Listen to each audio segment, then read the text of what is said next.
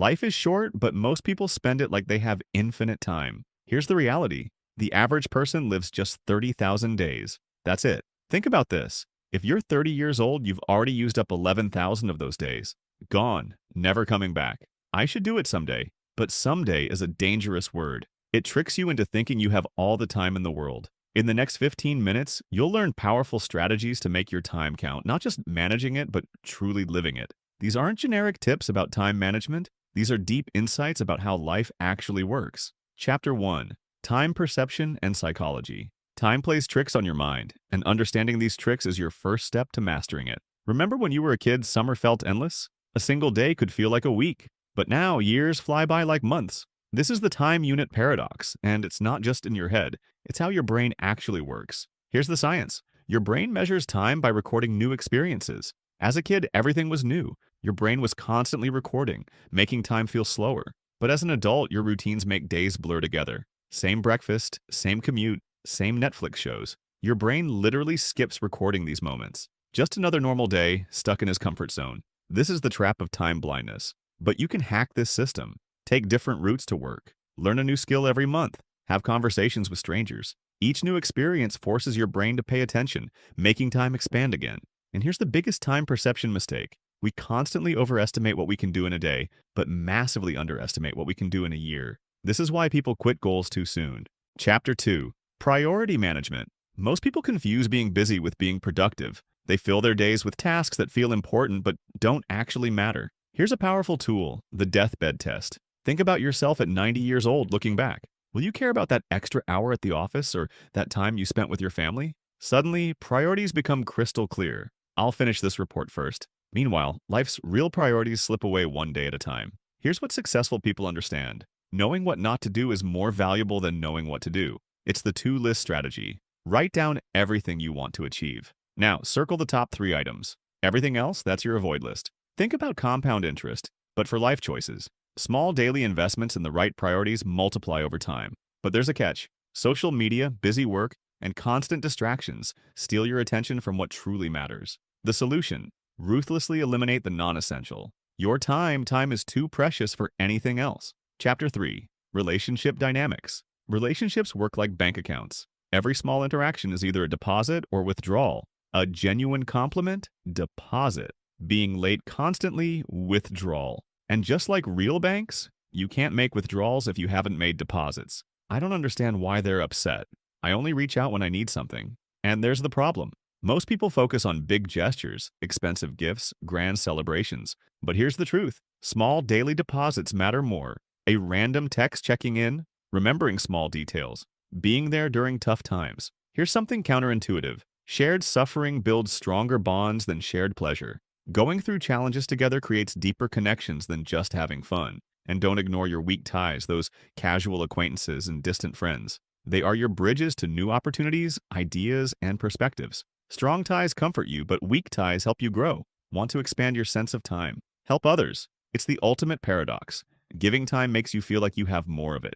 Chapter 4. Career and Purpose. Your best career opportunities aren't where you think they are. They're one step outside your comfort zone. This is the adjacent possible, the sweet spot between what you know and what you could know. I need to stay in my lane, but that's exactly how careers get stuck. Here's a massive career mistake: optimizing for money too early. In your 20s and early 30s, optimize for learning. Every new skill you gain is like a lottery ticket for future opportunities. Money follows knowledge, always. Forget the career ladder, it's a trap. Modern careers are more like jungle gyms. Move sideways, diagonally, even backwards sometimes. Each move builds a unique skill combination that makes you irreplaceable. The longer you stay in a role you've outgrown, the harder it is to leave. Here's the secret: use productive procrastination. When you're avoiding one task, channel that energy into learning something new. Your procrastination projects often reveal your true passion. Chapter 5. Health and Vitality. Health isn't just about living longer, it's your life force multiplier. Every other aspect of your life either improves or suffers based on your health, period. Think about this. Would you rather have 8 energized hours or 12 draining ones? Your energy levels matter more than your time. I'll sleep when I'm dead. Wrong mindset. Sleep isn't just rest, it's your brain's superpower. Without it, your decision-making is as bad as being drunk. That promotion you want, that relationship you're building, they all depend on your brain working at its best. Here's something nobody talks about: you're two different people. Morning you and evening you. Morning you makes plans, evening you has to follow through.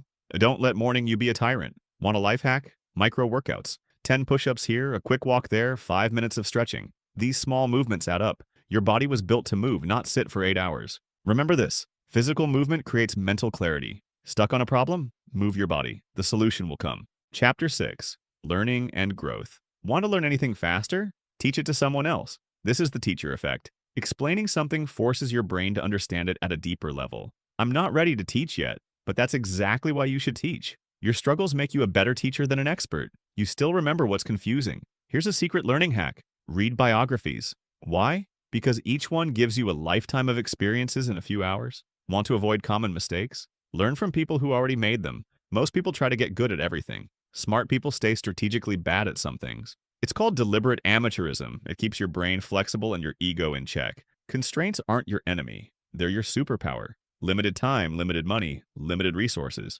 Good. These constraints force you to be creative. And here's the most valuable skill: knowing when to quit. Strategic quitting isn't failure, it's making space for better opportunities. Quit fast on things that don't serve your growth. Chapter 7. Emotional intelligence. Your emotions have a secret timer. The chemicals that create any emotion, anger, fear, frustration, last exactly 90 seconds in your body. After that, you're choosing to stay in that emotion. I can't help how I feel. But here's the truth. While you can't control the first wave of emotion, you absolutely control the second. Think of emotional regulation like a superpower. Raw intelligence might get you the job, but emotional regulation gets you the promotion. Why? Because people trust those who can stay calm in chaos. Most people hide their vulnerability. Smart people use it strategically. Showing the right amount of vulnerability at the right time builds deeper trust than always appearing perfect. Here's a costly mistake: avoiding difficult conversations. These conversations are like compound interest in reverse. The longer you wait, the more emotional debt you accumulate.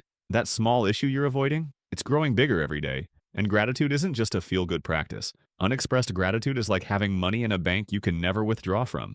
Use it or lose it. Chapter 8. Financial wisdom.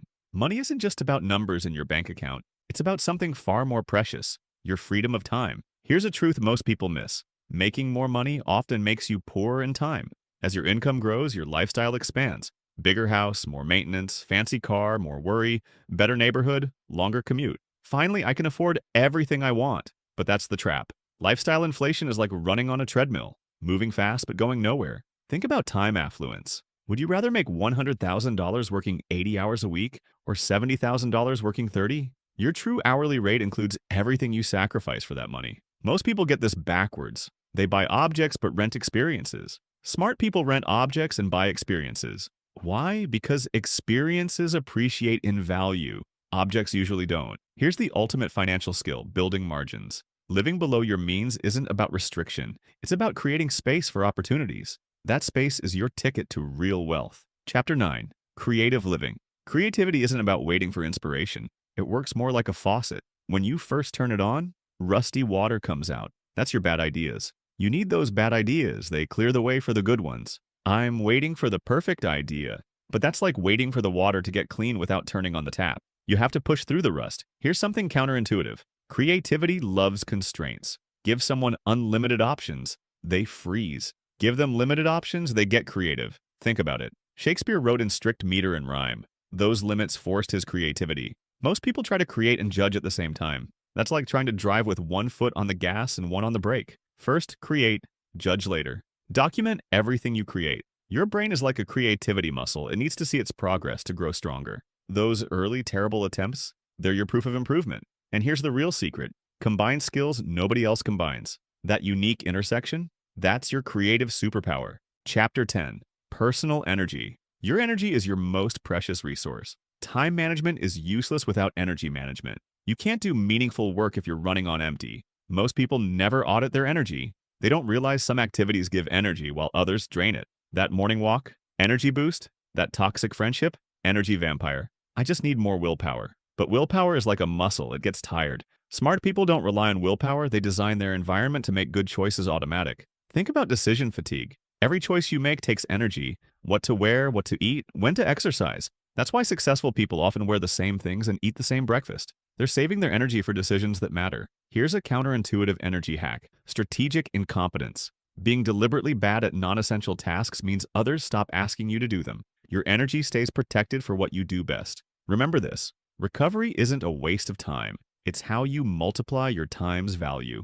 Chapter 11, Social Capital. Success isn't just about what you know, it's about who you know. But here's the thing. Real social capital isn't about collecting business cards or LinkedIn connections. It's about building genuine relationships. There's a simple formula for friendship. Time plus vulnerability plus shared experiences. You can't shortcut any of these elements. Real connections need all three. I don't have time for networking, but that's missing the point. True networking isn't about taking, it's about connecting. The best networkers aren't collectors, they're connectors. They introduce people who should know each other. Most people underinvest in friendship maintenance. They wait for big life events to reconnect. But strong relationships are built in the small moments. That random check-in text, that quick coffee, that's where real bonds grow. Think about community like a garden. You can't plant all the seeds at once and expect them to grow. You need constant small acts of nurturing. Every conversation is water. Every introduction is fertilizer. The truly successful, they build their community before they need it. Because when you need a community, it's too late to build one. Chapter 12. Mental models. Mental models are your mind's shortcuts to understanding reality. But here's the catch. The map is not the territory. Your mental models are always simpler than reality, and that's both their strength and their weakness. Most people see only what's in front of them. They play checkers while life plays chess. Second-order thinking is your advantage. Asking not just what happens next, but what happens after what happens next. This seems like the obvious choice, but obvious to whom? Your mental map might be missing crucial territory. That's why multiple perspectives aren't just useful, they're essential. Here's a powerful truth. Knowledge isn't power. Understanding is power. Knowledge is knowing that a tomato is a fruit. Understanding is knowing not to put it in a fruit salad. Most people collect facts. Smart people collect patterns. Think about inverse thinking. Instead of asking, how can I solve this problem? Ask, how am I creating this problem? Sometimes the solution is stopping what causes the problem in the first place. Chapter 13. Life Design. Your life isn't something that happens to you, it's something you actively design. Think of it like a portfolio, not just of money, but of experiences, relationships, skills, and dreams. Most people overvalue planning and undervalue testing. Life design isn't about making perfect plans. It's about running small experiments to see what actually works for you. I need to figure everything out first, but that's exactly backward. You can't think your way into the right life. You have to test your way there. Here's what most people miss about change. Tiny adjustments create massive results. Want to transform your life? Start with changing one thing for 5 minutes. That small win builds momentum for bigger changes. Think about your metrics. Most people measure their lives by society's standards, money, status, possessions. But what if you designed your own metrics? What if success meant time with family or learning new skills or helping others? Regular life reviews aren't optional. They're how you catch problems while they're still small. Monthly reviews prevent yearly regrets. Conclusion: life isn't about finding extra hours, it's about making your hours count. Every principle we've covered, from time perception to relationship building, from energy management to life design, works together to create a life worth living. Remember,